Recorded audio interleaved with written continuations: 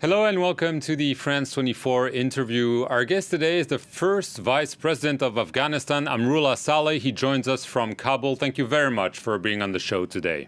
Thank you. You're welcome. Mr. Saleh, the Biden administration is reviewing its policy in Afghanistan. According to the deal signed a year ago between the Taliban and the Trump administration, the U.S. is supposed to withdraw its 2,500 last soldiers on May 1st. Are you calling on the U.S. to slow this withdrawal because the conditions are not ripe? First of all, we highly welcome the decision to review the Doha Agreement between the United States and the Taliban, because the Taliban have not remained committed and they have not honored their commitments, and they have violated brazenly everything that they promised on February 29, 2020. But in the meantime, another report appeared conducted by the Afghanistan Study Group, which is a bipartisan Congress-mandated group which did the study, and it also advises the U.S. administration to move very cautiously. However, what we call upon the United States is to look at the history of this group, look at their behavior. They have not stood by their promises in the past.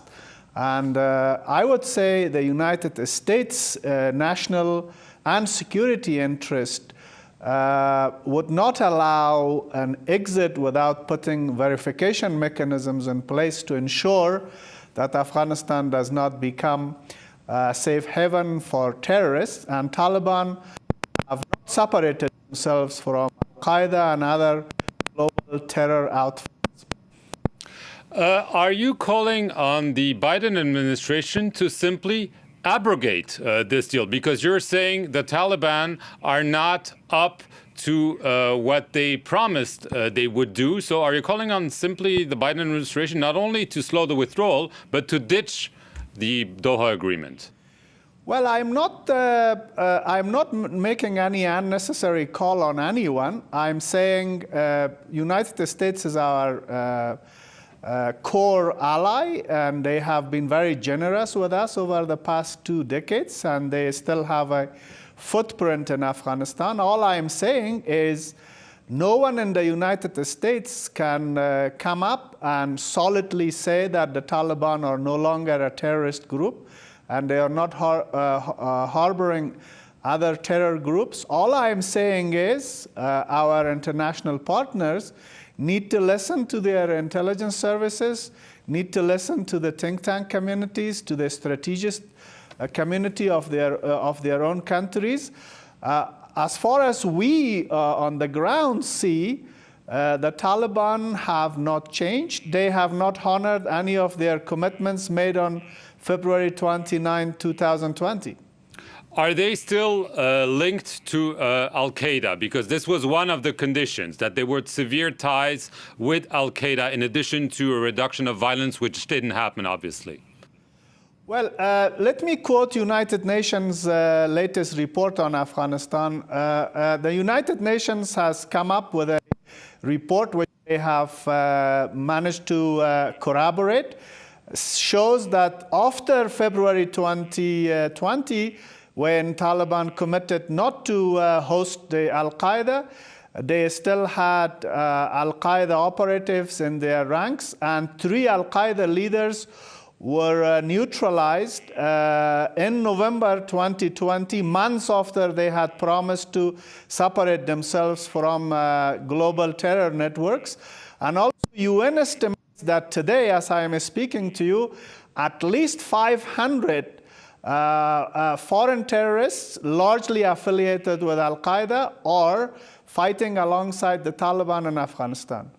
The Taliban have said that if the Doha deal is abrogated, there will be war. The Taliban have not stopped the war for a second.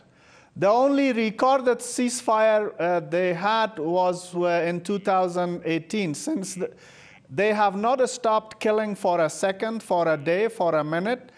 So I'm not surprised that they have vowed to continue the war. I don't know what do they mean if they say that the war will resume. It never stopped. Among the decisions, the difficult decisions, I should add, that were made by the government of Afghanistan was freeing 5,000 prisoners as part of this peace deal. There are reports that many of them have returned to fighting. The Taliban deny the allegation. What is your intelligence saying about those prisoners? Not only our intelligence, but also independent studies conducted by international organizations suggest with solid evidence as to support the suggestion and the claim that over 85% of these released prisoners are back in the scene. They are involved in massacre of the Afghan civilians. They have unleashed violence. So that is one of the big regrets, political regrets we had. And as you know, the Afghan people gave us a moral mandate to release them because up to about 400 of them were in the death row, and the president of Afghanistan cannot simply release a person in the death row. And he had to bring the Loya Jirga, the Grand Assembly of the Afghan people's representatives, and they said, let's do a sacrifice for peace. Let's show a noble gesture and release these people. We did. It was not reciprocated, and the commitment to not allow them end back in the battlefield was not honored. They are fighting us. Many dozens of them have been killed again in the fighting, but they largely remain active, leading terror cells, committing crimes in the cities and in the rural areas of Afghanistan. So it was a sacrifice. We did give that sacrifice. We thought this will be reciprocated. It was not reciprocated. A big mistake. Right, a big mistake. In addition to this deal between the U.S. And the Taliban, there have also been discussions between the Afghan government and the Taliban hosted in Doha. There haven't been meetings in over 3 weeks. Are those negotiations over in your eyes? Well, the problem is the Taliban, so far they have gained unnecessary elevation. They have gained very false confidence. So they believe that the negotiations with Afghanistan government is unnecessary, and United States just wash its hand and go away and let them to start a campaign of massacre and take power by conquest. Remember, Mark, Taliban in their very, very core are no different from Pol Pot. Only their religion is different.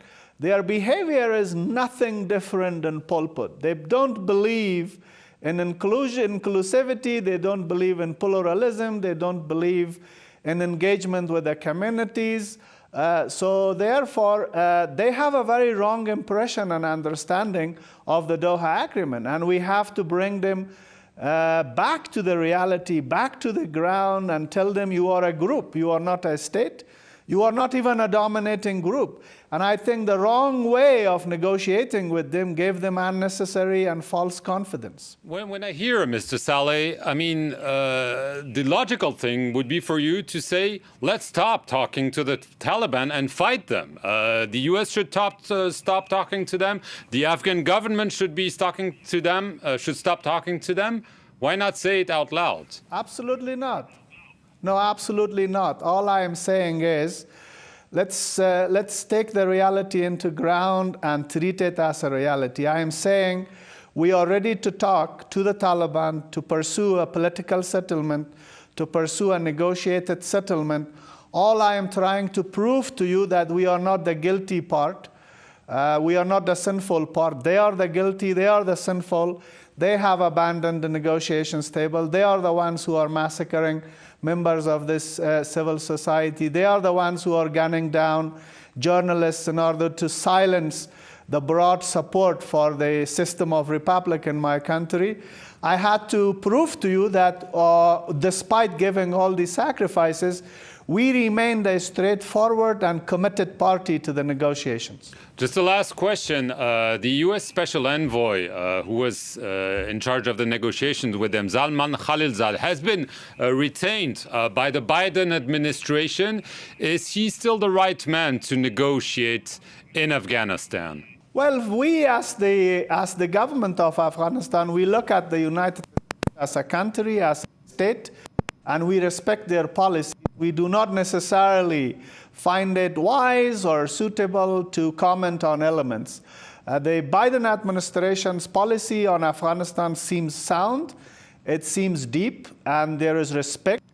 And more important than anything else, they are looking at the situation with wide eyes and open ears, and we welcome it. Right. As a conclusion, was Donald Trump wrong on Afghanistan? Well, he is history.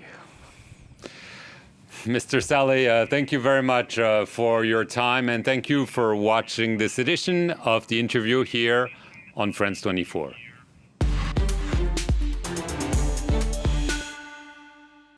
Our reporters take us deep into the Amazon rainforest to the village of Kako, where the Hmong people arrived from Indochina 40 years ago. Ici, on a trouvé notre terre, donc la Guyane française. There was nothing when they arrived. Everything you see is down to their hard work. Roads, schools, homes, crops. Ils nous font vivre la Guyane avec leurs plantations, avec leurs légumes, ce qui reste très important pour nous. Once used as backup troops by the French in the Indochina War of the 1950s, the Hmong people have successfully integrated into Guyana's multi-ethnic society. Join us to discover these former refugees and their crucial role in their adopted homeland. In Revisited on France 24 and France24.com.